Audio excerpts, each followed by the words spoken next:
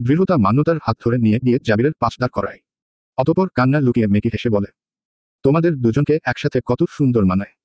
একদম আল্লাহর তৈরি করা জুটি তোমরা। যদি মান্যতা আপু এই বোকামিটা না করতো তাহলে তোমরা এতদিনে এক হতে। যাই হোক, এতদিন যা হয়নি তা এবার হবে। তোমাদের এক হবার পালা এবার। আনিকা চৌধুরী এগিয়ে এসে দৃঢ়তাকে টেনে ধরে বলেন, এসব তুমি কি বলছো দৃঢ়তা? নিজের স্বামীকে এভাবে অন্য কারো হাতে তুলে দেবে তুমি? জোর করে আমি কোন সম্পর্ক টিকিয়ে রাখতে চাই না। দুজন ভালোবাসার মানুষের পথেও বাধা হতে চাই না। তাই আমি সিদ্ধান্ত নিয়ে ফেলেছি চাচি। আমিনা চৌধুরী বলেন, তুমি একদম সঠিক সিদ্ধান্ত নিয়েছ দৃঢ়তা। তুমি চিন্তা করো না, প্রয়োজনে আমরা আরো ভালো ছেলে দেখে দেব তোমার জন্য। তোমার দেনমোহরও মিটিয়ে দেয়া হবে। আপনাদের মহানুভবতার জন্য ধন্যবাদ, কিন্তু সেসবের প্রয়োজন নেই। দেনমোহরের হিসেব নাহ তালাকের পরই হবে। এখন আপাতত আপনারা আপু আর মিস্টার জাবিরের বিয়ের ব্যবস্থা করুন।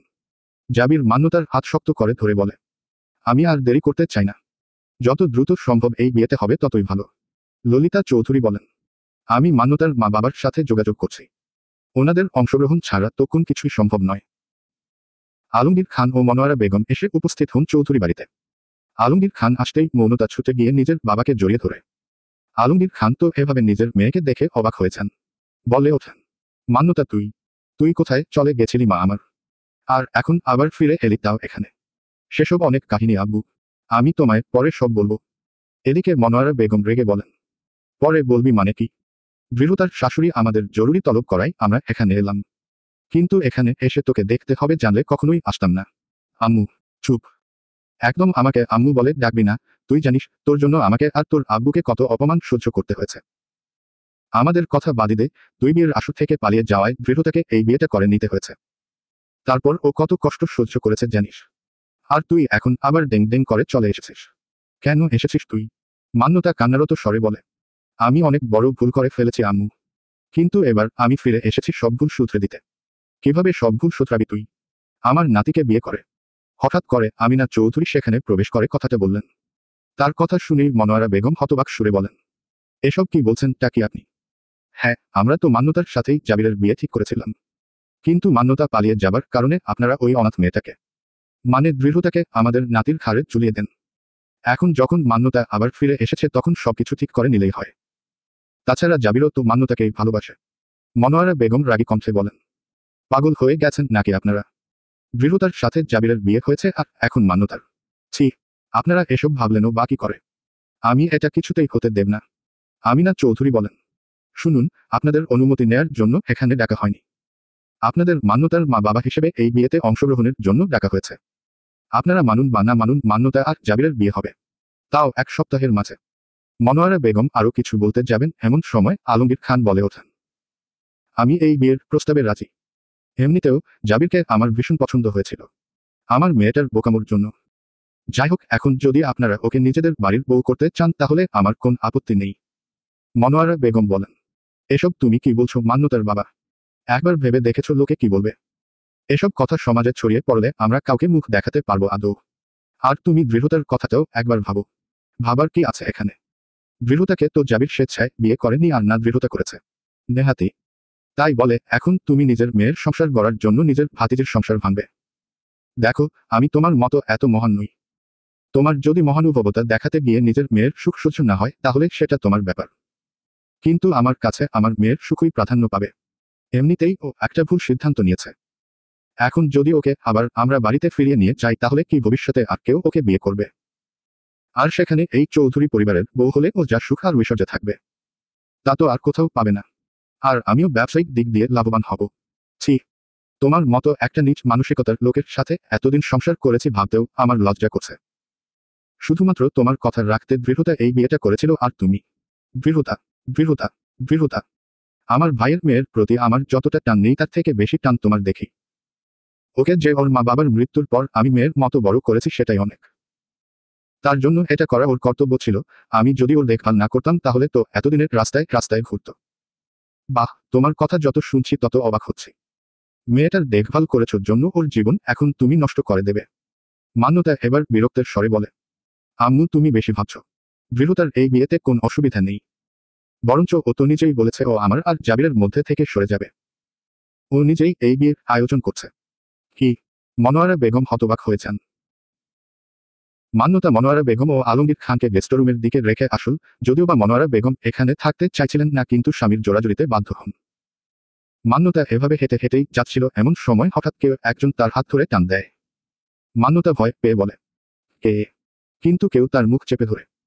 মান্যতা এবার ভালো করে খেয়াল করে দেখে এটা জাবির। মান্যতার ভয় দূর হয়। জাবিরও তার মুখ থেকে হাত সরায়। মান্যতা লাজুক স্বরে বলে, আপনি? জাবির বলে, হ্যাঁ আমি। এতগুলো দিন অনেক কষ্ট দিয়েছ আমায়। বিয়ের মঞ্চে আমায় বসিয়ে রেখে পালিয়ে গেছ, কিন্তু এবার আর আমি তোমায় পালাতে দেব না। বলেই টান দিয়ে জাবির মান্যতাকে নিজের বুকের আরো কাছে টেনে নিয়ে বলে, এবার আমি তোমাকে নিজের এত কাছে আনবো যে তুমি চাইলেও আমার থেকেই দূরে যেতে পারবে না। বলেই জাবির মান্যতার কপালে একটা চুমু খায়। এমন সময় হঠাৎ কোন কিছু একটা পড়ে যাবার শব্দ পেয়ে দুজনের ধ্যান ভাঙে। জাবির দূরে সরে যায়। মান্যতা একটু এগিয়ে এসে দেখে দৃঢ়তা ফ্লোরে পড়ে থাকা একটা ভাঙা গ্লাস তুলছে। মান্যতা বলে, উফ, দৃঢ়তা, তুইও না একটা কাজও দেখে করতে পারিস না। এমন সময় একটা কাজ লেগে দৃঢ়তার হাত কেটে যাওয়া দেখে মান্যতা বলে, আরে, হাত কেটে ফেললি দেখি, খুব ব্যথা হচ্ছে তাই না? জাবিরও ততক্ষণে সেখানে এসে দাঁড়ায়। দৃঢ়তা তার দিকে তাকিয়ে আনমনে বলে, হুম, খুব। দৃঢ়তা নিজের জন্য বরাদ্দ রুমে এসে বিছানায় শুয়ে কাঁদতে শুরু করে। তার চোখের সামনে বারংবার মান্যতা ও জাবিরের ঘনিষ্ঠ দৃশ্যগুলো ভেসে উঠছিল। দৃঢ়তা বলে ওঠে, কেন আল্লাহ, কেন? আমার ভাগ্যে এত কষ্ট কেন লিখে রাখলে তুমি? আমি যে আর পারছি না সহ্য করতে। তুমি আমাকে আরো ধৈর্য দাও আল্লাহ। এমন সময় হঠাৎ করে মনোয়ারা বেগম দৃঢ়তার রুমে চলে আসেন। তিনি এসে দৃঢ়তাকে এভাবে কাঁদতে দেখে ঘাবড়ে গেলেন। তার চোখেও জল এলো। তিনি ক্রন্দনরত স্বরে বললেন, দৃঢ়তা। দৃঢ়তা মনোয়ারা বেগমের কণ্ঠস্বর শুনে উঠে বসল। চোখের জল মুছে বলল, চাচি তুমি? মনোয়ারা বেগম এগিয়ে এসে দৃঢ়তাকে জড়িয়ে ধরেন, বলেন, আমার থেকে তোকে কিছু লুকাতে হবে না। আমি বুঝতে পারছি তোর কষ্টটা। কেন এই অন্যায় মেনে নিচ্ছিস দৃঢ়তা? তুই না চাইলে কিন্তু মান্যতা জাবিরকে বিয়ে করতে পারবে না। কিন্তু আমি চাই যে এই বিয়েটা হোক। এসব কি তুই মন থেকে বলছিস? তোর চোখ কিন্তু অন্য কথা বলছে। দৃঢ়তা মেকি হেসে বলে, আমার মনের খবর কি কেউ করে চাচি? মান্যতা আপু, মিস্টার জাবির ওনারা তো শুধু নিজের সুখের খোঁজ করছেন। আমি না হোক তাদের সেই সুখের পথকে সুগম করে দিলাম। কিন্তু এসব করে তুই তো কোন লাভ পাবি না, বরং তোকে আরো দুঃখ পেতে হবে। জোর করে এই সম্পর্কটাকে টিকিয়ে রেখেও আমি কোন লাভ পাবো না চাচি। মিস্টার জাবির আমাকে কখনো ভালোবাসবে না। উনি মান্যতা আপুকে ভালোবাসেন। আর তাই আমি ওনাদের সুখী দেখতে চাই। আর তোর সুখের কি হবে? সুখ? আমার জীবনে যদি আল্লাহ সুখ লিখে রাখেন তাহলে একদিন আমি ঠিকই সেই সুখের দেখা পাবো। এমন সময় আনিকা চৌধুরী এসে বলেন, আমি দৃঢ়তার সাথে একমত চাচি। হ্যাঁ, দৃঢ়তা। শুরুতে যখন তুমি জাবিরের সাথে মান্যতার বিয়েটা মেনে নিয়েছিলে তখন আমি ভীষণ রেগে গিয়েছিলাম তোমার উপর। তোমার বোকামি আর ভালো মানুষই দেখে আমি ভীষণ ক্ষোভ প্রকাশ করেছিলাম, কিন্তু তারপর যখন ঠান্ডা মাথায় সব ভাবলাম তখন মনে হলো তোমার সিদ্ধান্ত ভুল নয়। কারণ তুমি যদি এই বিয়েতে মত না দিতে তাহলে জাবিরসহ এই বাড়ির সবাই তোমার উপর অত্যাচারের মাত্রা বাড়াতো। তুমি কখনো একটা স্বাভাবিক লাইফ পেতে না। তাছাড়া জাবির যে ধরনের ছেলে ও হয়তো মান্যতাকে। বাদ দাও সেসব, তুমি ঠিক পথেই হাঁটছো। জাবির তোমার যোগ্য নয় আর না তো এই পরিবার। তুমি একটা ভালো লাইফ ডিজার্ভ করো যা এখানে কখনোই পাবে না। মনোয়ারা বেগম বলেন, কিন্তু ও আবার কিভাবে স্বাভাবিক জীবনে ফিরবে বেন?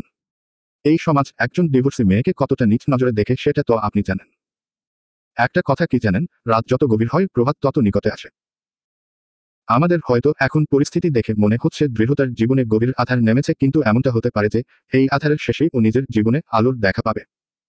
মনোয়ারা বেগম দৃঢ়তার মাথায় হাত রেখে বলেন, তাই যেন হয়। আমার মেয়ে আর স্বামীর জন্য দৃঢ়তার জীবনটা নষ্ট হয়ে গেল। এরপর ও একটা স্বাভাবিক জীবন না পেলে যে আমি কখনো নিজেকে ক্ষমা করতে পারবো না। কারণ ওর মায়ের মৃত্যুর আগে আমি ওকে কথা দিয়েছিলাম ওকে নিজের মেয়ের মতো আগলে রাখব। কিন্তু দৃঢ়তা বলে, তুমি সেই দায়িত্ব পালনে একদম সফল চাচি। আর যার প্রতি আমার অভিযোগ থাকুক, তোমার প্রতি আমার কোন অভিযোগ নেই। একমাত্র তুমি ছিলেই বলে আমি মায়ের অভাব কখনো বোধ করিনি। আনিকা চৌধুরীও বলেন, হ্যাঁ, আমি ধৃতার কাছে আপনার ব্যাপারে অনেক শুনেছি। আপনি যেভাবে ওকে আগলে রেখেছে সেটা আজকালকার যুগে কজনই বা করে। ওকে নিয়ে আর চিন্তা করবেন না। আমি আছি তো। আমার নিজের জীবন এই চৌধুরী পরিবারের জন্য তছনছ হয়ে গেছে, কিন্তু দৃঢ়তার জীবন আমি তছনছ হতে দেব না। ওর জীবন সাজিয়ে দেওয়ার দায়িত্ব আমার। গোটা চৌধুরী বাড়ি সেজে উঠেছে বর্ণিল সাজে। জাবির ও মান্যতার বিয়ে উপলক্ষে বিরাট আয়োজন করা হয়েছে। যদিও আগামীকাল তাদের বিয়ে, তবে এখন থেকেই উৎসবের আমেজ লেগেছে। যদিও বা এই বিয়ে নিয়ে অনেক হাসি তামাশাও হচ্ছে। কারণ কিছুদিন আগেই জাবিরের বিয়ে হয়েছে। এখন সেই বিয়ের মাস না ঘুরতেই বউয়ের চাচাতো বোনের সাথে বিয়ে, ব্যাপারটা বেশ হাস্যরস তৈরি করেছে। একই সাথে অনেকে দৃঢ়তার জন্য দুঃখ পোষণ করেছে। তেমনি বিয়েবাড়িতে আসা এক অতিথি বলছিলেন, শুনেছেন আপনারা, কিছুদিন আগেই তো এই মেয়েটার সাথে জাবিরের বিয়ে ঠিক হয়েছিল, কিন্তু মেয়েটা বিয়ের আসর থেকে পালিয়ে যায়। তারপর তো ওর চাচাতো বোনের সাথে বিয়েটা হয়।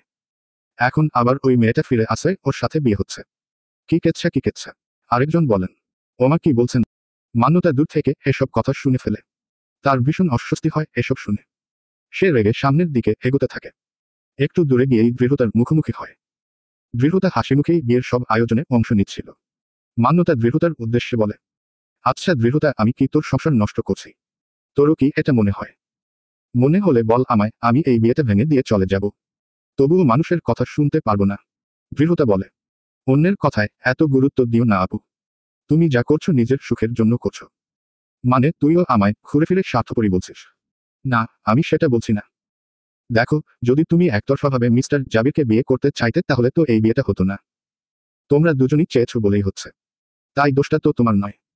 এই বিয়েটায় তোমরা দুজনেই সুখী হবে। আর জোর করে আর যাই হোক সংসার হয় না। মিস্টার জাবির কেবলমাত্র তোমার সাথেই সংসার করতে চান। তুই কি মন থেকে এই বিয়েটা মেনে নিয়েছিস? আমার কথা বাদ দাও তো, আমার মানে না মানায় কি এসে যায়? তোমরা সুখী থাকলেই হয়। মান্যতা আর কিছু বলবে এমন সময় জাবির সেখানে চলে আসে। এসেই মান্যতার হাত ধরে বলে, তুমি এখানে, আর আমি তোমাকে সারা বাড়ি খুঁজে বেড়াচ্ছি। আমার বন্ধুরা তোমার সাথে দেখা করতে চাইছে। বলেই মান্যতাকে টানতে টানতে নিয়ে যায়। দৃঢ়তা তাদের যাওয়ার পানে তাকায়। জাবির আজ একটা বাদামি কালারের পাঞ্জাবি পরেছে। ভীষণ মানিয়েছে তাকে পাঞ্জাবিটা। লাল শাড়ি পরা মান্যতাকেও তার পাশে দারুণ লাগছে। জাবির হাসি মুখে নিজের সব বন্ধুদের সাথে মান্যতার পরিচয় করিয়ে দিয়েছে। এসব দেখে দৃঢ়তার চোখে জল আসে। সে জলটুকু মুছে নিয়ে জাবিরের উদ্দেশ্যে বলে, আপনাকে ভালোবেসেছি নিজের মনের গোপনে। কিন্তু সেই ভালোবাসা আপনি উপলব্ধি করতে পারেননি। তবুও আমি সবসময় চাইব, যাকে ভালোবেসে আপনি নতুন জীবন শুরু করতে চেয়েছেন তার সাথে সুখী হন। আমি নাহ দূরেই রইলাম নিজের গোপন অনুভূতি নিয়ে। দৃঢ়তার ভাবনার মাঝেই আনিকা চৌধুরী এসে তার কাঁধে হাত রেখে বলেন, জানো, একসময় আমার শাশুড়ি আমার সংসারও এভাবে ভাঙতে চেয়েছিলেন। আমার স্বামীকে অন্য একটা মেয়ের সাথে বিয়ে দিতে চাইছিলেন, কিন্তু তিনি সেই সময় সেই বিয়েটা ভেঙে দেয় এবং নিজের মায়ের বিরুদ্ধে গিয়ে আমায় আপন করেন নেয়। কিন্তু জাবির, সব মানুষ তো একরকম হয় না। এই নিয়ে আফসোস করে লাভ নেই। সবাইকে নিজের মতোই বাঁচতে দেওয়া উচিত। চলবে ইনশাআল্লাহ। পরবর্তী পর্ব পেতে চ্যানেলটি সাবস্ক্রাইবও করুন।